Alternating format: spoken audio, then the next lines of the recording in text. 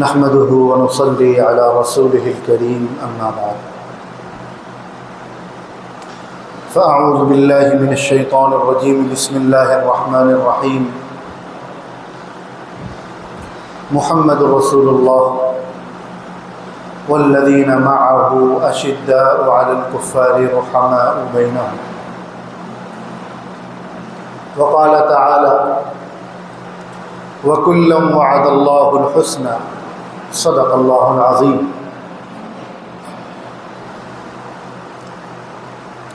گزشتہ جمعے کو حضرت علی رضی اللہ عنہ کے دور خلافت میں حضرت عثمان رضی اللہ عنہ کی شہادت کا بدلہ لینے کے لیے مسلمانوں میں آپس میں جو ٹکراؤ ہوا اس کو بیان کیا گیا تھا۔ مزید گفتگو کرنے سے پہلے ایک بات عقیدے کی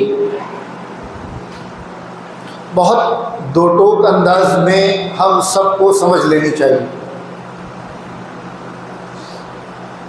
میں نے قرآن کی جو آیت پڑھی ہے اس میں اللہ تبارک و تعالی کائنات کے خالق، کائنات کے مالک، کائنات کے رب وہ فرما رہے ہیں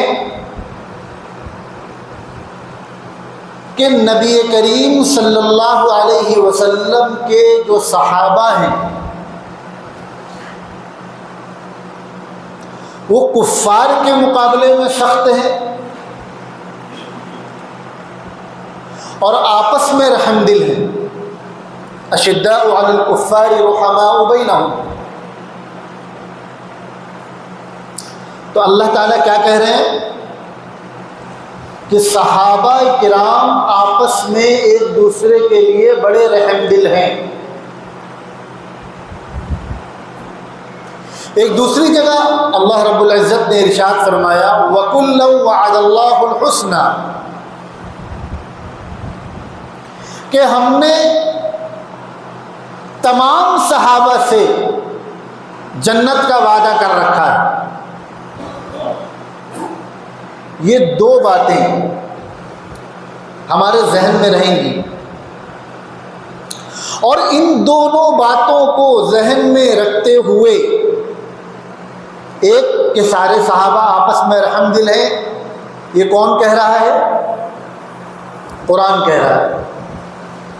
اور دوسرے ہر صحابی جنتی ہے، یہ کون کہہ رہا ہے؟ قرآن کہہ رہا ہے۔ جب یہ دونوں باتیں ہمارے ذہن میں رہیں گی پھر ہم واقعات کا، تاریخ کا مطالعہ کریں گے، پھر ہمارے سامنے امیج بہت کلیئر ہوگی۔ پچھلے جمعہ کو جیسا کہ میں نے تذکرہ کیا اس جنگ کا، جنگ جمل کا، جس میں اسلام کے چوتھے خلیفہ، نبیوں کے بعد کائنات کی چوتھی سب سے بڑی شخصیت سیدنا حضرت علی مرتضی رضی اللہ عنہ، اور دوسری طرف ام المؤمنین نبی کی سب سے چہیتی بیوی، قیامت تک آنے والے مسلمانوں کی ماں حضرت عائشہ صدیقہ رضی اللہ عنہ۔ ادھر بھی صحابہ کا ایک بڑا لشکر، ادھر بھی صحابہ ہی کا ایک بڑا لشکر۔ ایک مسئلے کو لے کر جنگ ہوئی، بڑی تعداد میں مسلمان شہید بھی ہوئے۔ یہ بڑا نازک موڑ ہوتا ہے پڑھنے والوں کے لیے، سننے والوں کے لیے، اور سب سے زیادہ اسے بیان کرنے والوں کے لیے۔ عام طور پر جب آپ دو لوگوں کے بارے میں الگ الگ بات بتا رہے ہوں، دو آپس میں ایک دوسرے کے مقابل لوگوں کے بارے میں، تو کبھی جھکاؤ ایک طرف ہو جاتا ہے اور دوسرے طرف کے بارے میں کوئی نہ کوئی نگیٹو بات زبان سے نکل جاتی ہے۔ لیکن ایک مسلمان کا یہ عقیدہ ہونا چاہیے کہ سارے صحابہ جنتی ہیں، لہذا ہمیں کسی پر زبان دراز کرنے کی اجازت نہیں ہے۔ انہوں نے جو کچھ کیا، بھائی اچھا اور برا اس کا فیصلہ کون کرتا ہے؟ اللہ تعالیٰ کرتے ہیں، قرآن کرتا ہے، رسول اللہ کرتے ہیں۔ جنت جہنم کا فیصلہ کون کرے گا؟ اللہ کریں گے۔ وہی اللہ جب یہ کہہ رہے ہیں کہ ہم نے سب سے جنت کا وعدہ کر لیا ہے اور ہم سب کو جنت میں بھیجیں گے، تو پھر کس کو کیا حق ہے کہ ان پر انگلی اٹھائے؟ جب نبی کریم صلی اللہ علیہ وسلم فرما رہے ہیں کہ میرا ہر صحابی اصحابی کالنجوم، میرا ہر صحابی ستاروں کی طرح ہے، بِأَيِّ مُقْتَدَيْتُمْ اهْتَدَيْتُمْ، تم جس کی اقتداء کرو گے نجات پاؤ گے، ہدایت پاؤ گے۔ تو جب یہ دو باتیں ہمارے سامنے رہتی ہیں کہ قرآن کہہ رہا ہے صحابہ آپس میں رحم دل تھے، اب دنیا کا کوئی بڑے سے بڑا فلسفی، بڑے سے بڑا ہسٹری لکھنے والا، تاریخ لکھنے والا، بڑے سے بڑا عالم، بڑے سے بڑا مفتی، بڑے سے بڑا پیر، بڑے سے بڑا ولی، اگر ہم سے یہ کہے کہ صحابہ کے دلوں میں ایک دوسرے کے لیے بغض تھا، تو ہم کسے مانیں گے؟ قرآن کی مانیں گے کہ اس کی مانیں گے؟ اللہ کہہ رہے ہیں کہ ان کے دلوں میں آپس میں ایک دوسرے کے لیے رحم دلی تھی، ہمدردی تھی، بھلائی تھی، بھائی چارگی تھی، اور ہم میں سے کوئی شخص اٹھ کر کہے کہ چونکہ کسی مسئلے کو لے کر دونوں میں آپس میں تلواریں نکلی لہذا ان کے دلوں میں ایک دوسرے کے لیے نفرت تھی، نعوذ باللہ، تو پھر ایک مسلمان کو یہ فیصلہ کرنا پڑے گا کہ اسے قرآن کی ماننی ہے یا اسے تاریخ کی ماننی ہے۔ تو ہمارا یہ عقیدہ ہونا چاہیے کہ تاریخ لکھنے والے غلط ہو سکتے ہیں، تاریخ بیان کرنے والے غلط ہو سکتے ہیں، اللہ کا قرآن غلط نہیں ہو سکتا۔ ہمیں اپنی آنکھوں سے ایک چیز نظر آ رہی ہو لیکن قرآن اس کی مخالفت کر رہا ہو تو ہماری آنکھ کا اعتبار نہیں ہے، قرآن کا اعتبار ہے۔ ہمیں ایک چیز سمجھ میں آ رہی ہو اور قرآن اس کی مخالفت کر رہا ہو تو ہماری سمجھ کا اعتبار نہیں ہے، قرآن کا اعتبار ہے۔ لہذا صحابہ کرام کے مسئلے میں جو بھی واقعات پیش آئے، حضرت علی، حضرت عائشہ، حضرت امیر معاویہ رضی اللہ عنہ کے درمیان چاہے تلواریں نکلی ہوں، چاہے ہزاروں کی تعداد میں صحابہ شہید کیے گئے ہوں، لیکن جب قرآن کہہ رہا ہے رحماء بینہم کہ وہ آپس میں رحم دل تھے، تو ٹھیک ہے واقعے کے طور پر تو اسے بیان کیا جائے گا، لیکن ہم میں سے کسی کو یہ فیصلہ کرنے کا اختیار نہیں ہے کہ وہ آپس میں ایک دوسرے کے لیے دشمن تھے۔ جب یہ بات کلیئر ہو جاتی ہے اور ہمارے ذہنوں میں بیٹھ جاتی ہے، پھر آگے کا واقعہ سنیے۔ جنگ جمل میں نے پچھلے جمعہ کو عرض کیا تھا، حضرت عثمان رضی اللہ عنہ کی شہادت کے بعد ایک بڑے طبقے کا یہ کہنا تھا کہ حضرت عثمان کی مظلومانہ شہادت ہوئی ہے، ان کا بدلہ لیا جائے، پھر خلافت قائم ہوگی۔ حضرت علی رضی اللہ عنہ کا کہنا تھا پہلے خلافت قائم ہو جائے پھر حضرت عثمان کا بدلہ لیا جائے گا۔ ابھی حالات درست نہیں ہیں، دونوں طرف صحابہ ہیں، ہمیں آپ کو یہ اختیار نہیں ہے کہ کس کی رائے صحیح تھی کس کی رائے غلط تھی۔ ہمارے نزدیک اصحابی کالنجوم بِأَيِّهِمْ اقْتَدَيْتُمْ اهْتَدَيْتُمْ، سارے صحابہ ستارے کی مانند ہیں، جس کی اقتداء کرو گے نجات پاؤ گے۔ ہمارے لیے دونوں صحیح تھے، ان کی رائے بھی صحیح تھی اور ان کی رائے بھی صحیح تھی۔ یہ اپنی نگاہ سے جو دیکھ رہے تھے اسے صحیح سمجھ رہے تھے، وہ اپنی نگاہ سے جو دیکھ رہے تھے اسے صحیح سمجھ رہے تھے، دونوں مخلص تھے اور دونوں خالص اللہ کے لیے کر رہے تھے، اپنا 1% بھی مفاد ان کے لیے ان کے پیش نظر نہیں تھا۔ اس کو لے کر جنگ ہوئی، بڑی 13,000 اہل ایمان شہید ہوئے، حضرت علی رضی اللہ عنہ فتح یاب ہوئے، حضرت عائشہ صدیقہ رضی اللہ عنہ کو پورے عزت و وقار کے ساتھ، پورے ادب و احترام کے ساتھ، پہرے داروں کی موجودگی میں حضرت علی نے دوبارہ مکہ مکرمہ روانہ کیا پورے عزت و وقار کے ساتھ۔ جب بصرہ، یہ جنگ بصرہ میں ہوئی تھی، مکہ معظمہ سے حضرت عائشہ بصرہ گئی تھی، مدینہ راجدھانی تھا، حضرت علی بھی یہاں سے نکل کر بصرہ گئے تھے۔ بصرہ کی فتح کے بعد چونکہ حضرت علی رضی اللہ عنہ کے حامین، آپ کے جو ساتھ دینے والے تھے، جو آپ کے ساتھ دینے کا دعویٰ کرتے تھے، ان کی ایک بڑی تعداد کوفہ میں تھی۔ یہ بصرہ اور کوفہ یہ دونوں گجرات کے عراق کے شہر ہیں۔ حضرت علی رضی اللہ عنہ نے دارالحکومت کو یعنی کیپٹل کو مدینے سے کوفہ شفٹ کر دیا۔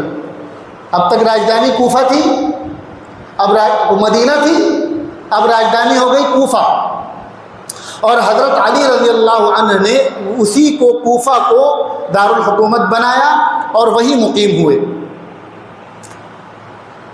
ادھر ملک شام، سیریا، آج کا سیریا جو ہے اس ٹائم تو کافی بڑا تھا، حضرت عمر رضی اللہ عنہ نے اپنے زمانے میں حضرت معاویہ، حضرت امیر معاویہ جو کاتب وحی ہیں، حضور کے سالے ہیں، حضور صلی اللہ علیہ وسلم کی بیوی ام المؤمنین حضرت ام حبیبہ کے بھائی ہیں، حضرت امیر معاویہ رضی اللہ عنہ، ان کو حضرت عمر نے ملک شام کا گورنر بنایا تھا، والی بنایا تھا۔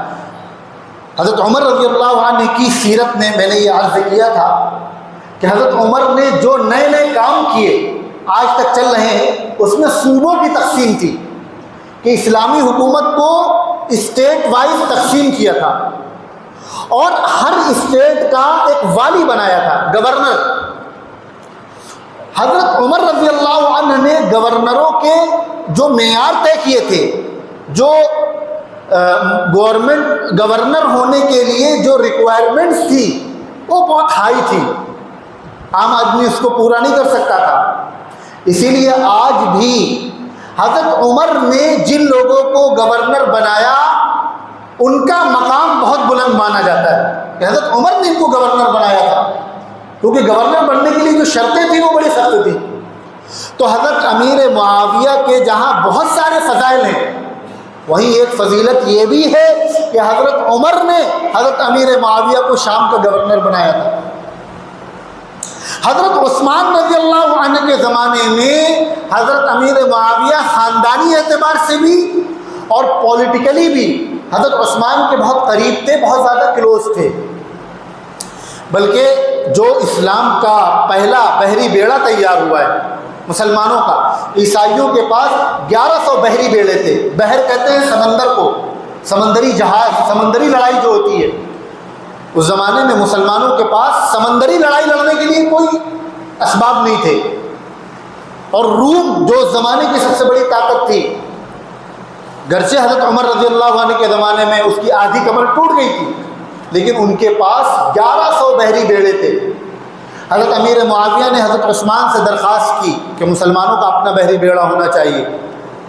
حضرت عثمان نے کہا کہ ابھی مملکت اسلامیہ کے پاس، اسلامی گورنمنٹ کے پاس اتنی معیشت اتنی مضبوط نہیں ہے، اتنے وسائل نہیں ہیں کہ ہم اس پر کوئی بجٹ پاس کر سکیں۔ حضرت امیر معاویہ نے کہا آپ مجھے اجازت دیجئے، اس کا انتظام کرنا میری ذمہ داری ہے۔ حضرت عثمان نے اجازت دی۔ اس وقت دنیا کی سب سے بڑی طاقت کے پاس 1100 بحری بیڑے تھے، اور حضرت امیر معاویہ نے مسلمانوں کے 1700 بحری بیڑے بنوائے تھے۔ اندازہ لگائیے۔ تو حضرت امیر معاویہ رضی اللہ عنہ، اور شرعی اعتبار سے یہ حکم ہے کہ اگر کوئی شخص مظلومانہ قتل کیا جائے تو اس کے ولی کو بدلے کا یعنی قصاص کا حق حاصل ہے کہ وہ بدلے کا مطالبہ کرے۔ تو حضرت امیر معاویہ حضرت عثمان کے ولیوں میں انتہائی قریب تھے، لہذا شرعاً بھی ان کو یہ حق حاصل تھا کہ وہ قصاص کا مطالبہ کرتے۔ بات سمجھ میں آ رہی ہے؟ حضرت امیر معاویہ نے حضرت علی سے قصاص کا مطالبہ کیا کہ جن لوگوں نے حضرت عثمان کو شہید کیا ہے وہ آپ کے ارد گرد موجود ہیں، مدینے پہ قبضہ کیے ہوئے ہیں، آپ ان سے بدلہ لیں، پھر بیعت ہوگی آپ کے ہاتھ پر۔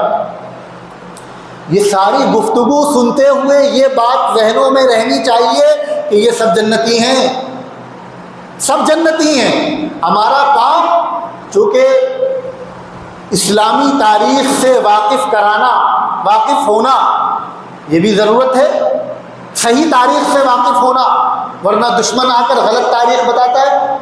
اس لیے ان واقعات کو بیان کیا جاتا ہے، ورنہ اگر یہ خطرہ ہو کہ ان واقعات کو بیان کرنے سے کسی صحابی کے حوالے سے دل میں کوئی تنگی پیدا ہوگی تو ان واقعات کو میرے نزدیک بیان کرنا بھی جائز نہیں ہے، کیونکہ صحابہ کی عظمت، صحابہ کی محبت یہ پہلے نمبر پر ہے، تاریخ معلوم ہو چاہے نہ معلوم ہو۔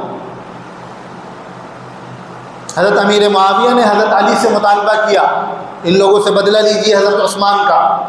حضرت علی نے فرمایا کہ دیکھو مدینے پہ ان لوگوں نے قبضہ کر رکھا ہے، اگر ابھی ان سے بدلہ لیا جائے گا تو یہ اسلامی حکومت کو مستحکم نہیں ہونے دیں گے، مضبوط نہیں ہونے دیں گے، اس لیے میں یہ بہتر سمجھتا ہوں کہ پہلے خلافت مستحکم کر لی جائے،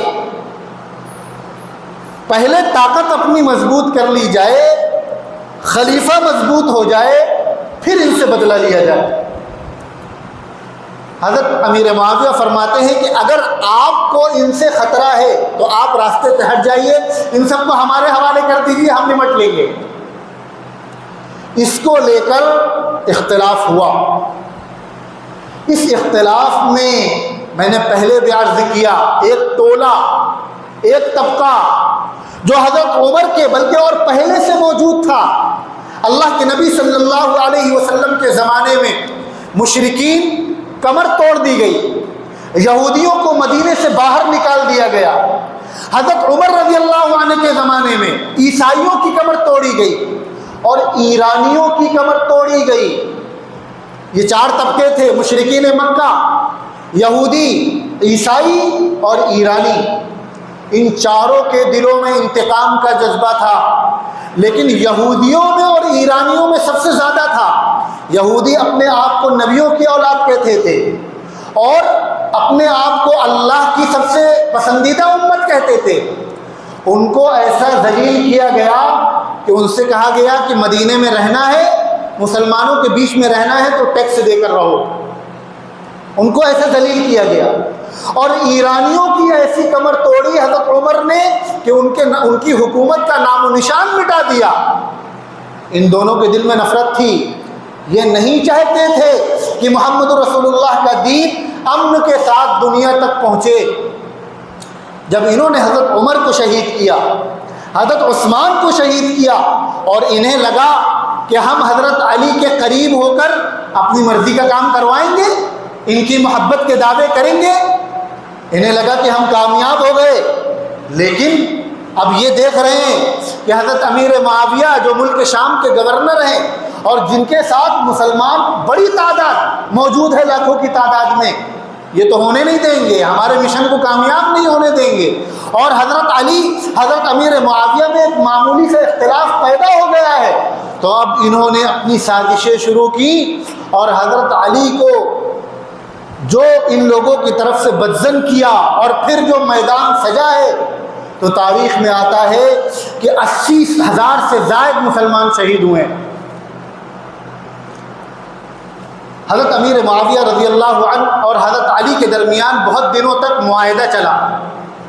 حضرت علی نے وفود بنا کر 5 لوگوں کو منتخب کر کے حضرت امیر معاویہ کے پاس بھیجنا شروع کیا کہ آپ بیعت کر لیں، باتوں کو مان لیں، جو اختلاف ہے اسے بیٹھ کر حل کر لیں۔ ایک موقع ایسا آیا جب لگا کہ شاید بیٹھ کر مسئلہ حل ہو سکتا ہے، لیکن ایک سبائی وہ موجود تھا اسی محفل میں، اس نے ایسی تقریر کی اور حضرت امیر معاویہ کے خلاف ان کے سامنے ایسے الزامات لگائے کہ وہ جو صلح ہونے والی تھی وہ ناکام ہو گئی۔ حضرت امیر معاویہ نے بھی ایک وفد بنا کر حضرت علی کے پاس بھیجا، لیکن وہ کامیاب نہیں ہو سکا۔ خلاصہ یہ ہوا کہ اب جنگ ہوگی، میدان سج گیا، دونوں طرف کی فوجیں آمنے سامنے کھڑی ہو گئی، لیکن تھے تو دونوں مسلمان نا۔ دلوں میں ایک دوسرے کے لیے ایک قسم کی ہمدردی موجود تھی، اور مطالبہ بھی کیا تھا؟ حضرت علی کہہ رہے تھے پہلے خلافت مستحکم کر لیں پھر بدلہ لیں گے، حضرت امیر معاویہ کہہ رہے تھے پہلے بدلہ پھر خلافت مستحکم ہوگی پھر بیعت ہوگی۔ لہذا دونوں طرف کو جوش نہیں تھا، جنگ کا جوش نہیں تھا کہ ہمیں ایک دوسرے کو بس مارنا ہی ہے۔ دونوں طرف کے لوگ چاہتے تھے کہ جنگ نہ ہو، لیکن وہی یہودیوں کا، سبائیوں کا ایک ٹولہ وہ کہاں اس کو برداشت کر سکتا تھا۔ کچھ دنوں تک باقاعدہ جنگ نہیں ہوئی، اس طرف سے کچھ لوگ نکلتے تھے، جوش کی باتیں کرتے تھے، چلے جاتے تھے، پھر اس طرف سے کچھ لوگ نکلتے تھے، کچھ باتیں کرتے تھے، چلی جاتے تھے۔ کرتے کرتے ذی الحجہ کا مہینہ ختم ہوا اور محرم کا چاند نظر آ گیا۔ محرم یہ حرمت والے مہینوں میں سے ہے، اس مہینے میں جنگ نہیں ہو سکتی۔ ایک مہینے کے لیے یہ معاہدہ ہو گیا کہ اب ایک مہینے تک کوئی جنگ نہیں ہوگی۔ اب مسلمانوں کو ایک بہترین موقع مل گیا تھا ایک مہینے کا، کہ ہمارے پاس ایک مہینے کا وقت ہے، جنگ ہونی نہیں ہے اس مہینے میں، لہذا ایک دوسرے سے مل کر بات چیت کر کے مسئلے کا حل نکالا جائے۔ اور گفت شنید ہوتی رہی، ایک دوسرے سے ایک مہینے تک ادھر سے وفود ادھر جاتے رہے، ادھر سے وفود ادھر آتے رہے، لیکن بات نہیں بن پائی۔ بالآخر سفر کا مہینہ شروع ہوا اور جنگ کا اعلان ہو گیا۔ حضرت علی رضی اللہ عنہ کی فوج نے حملہ کیا، ادھر سے بھی بھرپور جواب دیا گیا۔ 7-8 دن تک یہ جنگ چلتی رہی۔ ایک موقع پر حضرت علی رضی اللہ عنہ غالب آئے، حضرت امیر معاویہ رضی اللہ عنہ کی فوج نظر آیا کہ شکست کھا جائے گی۔ کچھ لوگوں نے حضرت امیر معاویہ رضی اللہ عنہ کی طرف سے قرآن کریم لہرایا، فضا میں بلند کیا، ہاتھوں میں اٹھا کر یہ اعلان کیا جنگ کے دوران کہ ہم لوگ اب جنگ بند کر کے اس قرآن کی بنیاد پر فیصلہ کریں۔ مسلمانوں نے جب دیکھا کہ سامنے والی طرف سے قرآن بلند کیا جا رہا ہے تو تھے تو مسلمان، سب نے یہ فیصلہ کیا۔ جب سامنے حضرت امیر معاویہ کی طرف سے یہ کہا جا رہا ہے کہ ہم لوگ جنگ بند کر کے قرآن کی بنیاد پر فیصلہ کر لیں، تو اب ہمیں جنگ نہیں کرنی چاہیے۔ حضرت علی رضی اللہ عنہ سمجھتے تھے چونکہ انہیں اس جنگ میں شکست ہونے والی ہے، لہذا وہ ایک یہ ہتھیار کے طور پہ استعمال کر رہے ہیں کہ جنگ بند ہو جائے۔ بہرحال فیصلہ یہ ہوا کہ جنگ بند کی جائے اور قرآن کے مطابق فیصلہ کیا جائے۔ بڑا لمبا واقعہ ہے تو میں تو مختصر میں آپ کو شارٹ میں بتلا رہا ہوں۔ حضرت علی رضی اللہ عنہ نے اپنی طرف سے صحابی رسول حضرت ابو موسیٰ اشعری رضی اللہ عنہ کو منتخب کیا، اور حضرت امیر معاویہ رضی اللہ عنہ نے اپنی طرف سے صحابی رسول حضرت عمرو بن عاص کو منتخب کیا کہ آپ دونوں حکم بن جائیں، جج بن جائیں، اور قرآن کے مطابق آپ لوگ 6 مہینے کا وقت لیں، پورا فیصلہ کریں، جائزہ لیں دونوں کے مطالبے کا، اور 6 مہینے کے بعد آپ جو فیصلہ سنائیں گے دونوں طرف کے لوگوں کو وہ فیصلہ ماننا پڑے گا۔ ادھر کے لوگوں نے بھی دستخط کر دی اور ادھر کے لوگوں نے بھی دستخط کر دی۔ اب وہ لوگ جو امت میں انتشار چاہتے تھے، جو لڑائی جھگڑا چاہتے تھے اور اپنے مفاد کے لیے حضرت علی کے ساتھ ہو گئے تھے، انہوں نے یہ دیکھا یہ تو بات بن جائے گی، یہ تو بیٹھ کر مسئلہ حل کرنے لگے، ہماری تو ساری کوشش ہی ناکام ہو جائے گی۔ انہوں نے حضرت علی سے اختلاف کیا اور یہ اعلان کیا کہ حضرت علی کو بھی کوئی حق نہیں ہے کہ وہ کوئی فیصلہ کرے، ہم صرف اللہ اور اس کے رسول کا فیصلہ مانتے ہیں۔ حضرت امیر معاویہ باغی ہیں، لہذا ان سے مصالحت نہیں کی جا سکتی۔ حضرت علی کہہ رہے ہیں دیکھو اب بیٹھ کر بات کرنے کی نوبت آئی ہے، اللہ اللہ کر کے مسئلہ کسی طرح حل ہو سکتا ہے، اب اختلاف نہ کرو۔ لیکن ان کا کام تو انتشار پھیلانا تھا، ان کا کام اصلاح تو تھا نہیں، لہذا اب ایک نیا طبقہ وجود میں آیا جسے کہا جاتا ہے خوارج۔ تین طرح کے لوگ ہو گئے، ایک حضرت علی کی فوج، حضرت امیر معاویہ کی فوج، یہ دونوں مسلمان ہیں۔ تیسرا طبقہ ہو گیا خوارج کا، انہوں نے حضرت علی سے اختلاف کیا، یہ دونوں حضرت علی کو بھی گمراہ کہتے تھے، حضرت امیر معاویہ کو بھی گمراہ کہتے تھے۔ اور یہ بات اچھی طریقے سے سمجھ لیجئے، اتنی زبردست جنگ کے باوجود کوئی ایک مثال ایسی نہیں پیش کی جا سکتی کہ حضرت علی حضرت امیر معاویہ کو برا بھلا کہتے ہوں یا حضرت امیر معاویہ حضرت علی کو برا بھلا کہتے ہوں، بلکہ حضرت ابو ہریرہ رضی اللہ عنہ بہت جلیل القدر صحابی ہیں، اور بے شمار احادیث حضرت ابو ہریرہ سے مروی ہیں۔ وہ تھے تو حضرت علی کی فوج میں، آپ اندازہ لگائیے کیسی زبردست جنگ ہو رہی ہے۔ قرآن نے کہا نا رحماء بینہم، کیسے تھے؟ ایسی زبردست جنگ ہو رہی ہے کہ 70-80 مسلمان شہید، 70-80 ہزار مسلمان شہید ہو چکے ہیں، اور اسی میں ایک حضرت ابو ہریرہ ہیں جو حضرت علی کی فوج میں ہیں، حضرت علی کو حق پر سمجھتے ہیں، حضرت علی کے ساتھ لڑائی لڑتے ہیں، لیکن جب دسترخوان لگتا ہے تو حضرت امیر معاویہ کے ساتھ بیٹھ کر کھانا کھاتے ہیں۔ ایک شخص نے پوچھا کہ کمال ہے، آپ ہیں حضرت علی کی فوج میں، لڑائی آپ وہاں سے لڑتے ہیں اور دسترخوان پہ حضرت امیر معاویہ کے بیٹھتے ہیں؟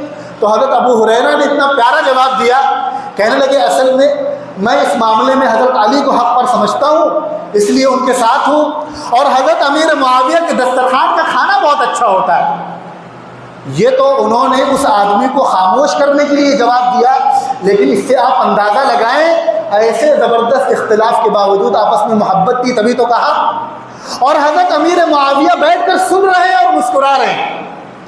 ایک شخص جو بظاہر آپ کے دشمن کی فوج میں ہو، اس کی طرف سے آپ کے خلاف جنگ لڑتا ہو، تلوار نکالتا ہو، اور وہ آپ کے دسترخوان پہ بیٹھ کے کھانا کھاتا ہو اور آپ اس کے ساتھ بیٹھ کر ہنسی مذاق کریں، یہ کیسی دشمنی ہے؟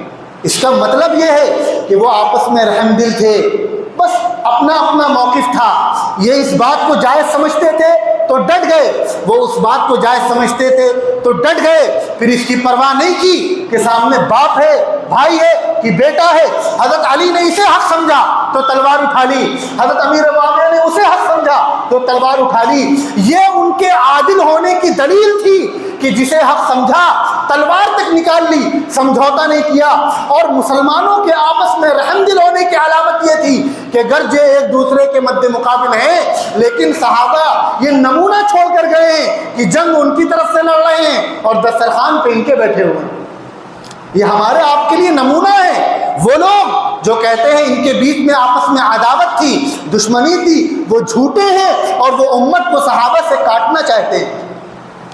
حضرت علی رضی اللہ عنہ کے سامنے کسی نے حضرت امیر معاویہ کی برائی کی تو آپ نے بہت سخت اس پر سخت جملے کہے اور فرمایا کہ تم لوگ معاویہ کی اہمیت کو نہیں جانتے ہو، جس دن معاویہ نہیں رہیں گے اس دن دنیا میں بدامنی پھیل جائے گی۔ یہ کوئی دشمن کوئی شخص اپنے دشمن کے بارے میں ایسی باتیں کہے گا؟ عین موقع پر جب حضرت امیر معاویہ اور حضرت علی کی فوجیں آمنے سامنے تھیں تو ادھر سلطنت رومن امپائر حضرت عثمان کے زمانے میں جس کا خاتمہ کر دیا گیا تھا، اس کا ایک چھوٹا سا حصہ ابھی باقی تھا۔ وہاں کا ایک بادشاہ تھا جو انتہائی کمزور تھا، اسے لگا یہ موقع اچھا ہے، مسلمان دو حصوں میں تقسیم ہو گئے ہیں، اب ہم اپنا فائدہ اٹھا سکتے ہیں۔ اس نے حضرت امیر معاویہ کو خط لکھا کہ سنا ہے علی تمہارے خلاف ہو گئے ہیں، تم میرے ساتھ شامل ہو جاؤ، ہم دونوں مل کر علی کا مقابلہ کریں گے۔ تو سنیے حضرت امیر معاویہ نے اس شخص کو لکھا، او رومی کتے، تو یہ سمجھتا ہے ہماری آپسی لڑائی کو دیکھ کر تو یہ سمجھتا ہے کہ تو مسلمانوں کو نقصان پہنچائے گا؟ سن لے، اگر تو نے تیری آنکھوں سے علی کی طرف دیکھا تو علی کی فوج سے سب سے پہلا سپاہی جو تمہارے مقابلے میں نکلے گا وہ امیر معاویہ ہوگا۔ یہ اس وقت کی بات ہے جب دونوں طرف جنگ پیک پر ہے ایک دم۔ اب آپ اندازہ لگائیے ہمیں قرآن کی ماننا ہے یا تاریخ دانوں کی ماننا ہے؟ قرآن نے کہہ دیا رحماء بینہم، آپس میں رحم دل تھے، دنیا ادھر کی ادھر ہو جائے ہم آنکھ بند کر کہیں گے صحابہ آپس میں رحم دل تھے۔ دنیا ادھر کی ادھر ہو جائے، یہ غلط وہ صحیح، وہ غلط یہ صحیح، قرآن کہہ رہا ہے وَكُلًّا وَعَدَ اللَّهُ الْحُسْنَىٰ، ہم نے ان میں سے ہر ایک سے جنت کا وعدہ کر لیا ہے، تو ہم آپ آنکھ بند کر کہیں گے کہ یہ بھی صحیح ہے اور وہ بھی صحیح ہے۔ پھر آخر میں 6 مہینے تک جائزہ لیا جاتا رہا کہ حضرت عثمان کو مظلومانہ شہید کیا گیا ہے اور امیر معاویہ کو قصاص کا حق ہے، لہذا فیصلہ امیر معاویہ کے حق میں ہوا۔ لیکن چونکہ دونوں طرف افواج ہیں، کسی ایک کے حق میں فیصلہ کریں گے تو مزید انتشار ہوگا، تو یہ فیصلہ کیا گیا کہ دونوں کو معزول کر دیا جائے، پھر دوبارہ امت اپنا ایک خلیفہ منتخب کرے۔ لیکن اس سے بھی حضرت علی کو اختلاف ہوا۔ پھر آگے بہت سارے واقعات ہیں، انشاءاللہ مزید تفصیلات اگلے جمعہ کو سنت پڑھ لی۔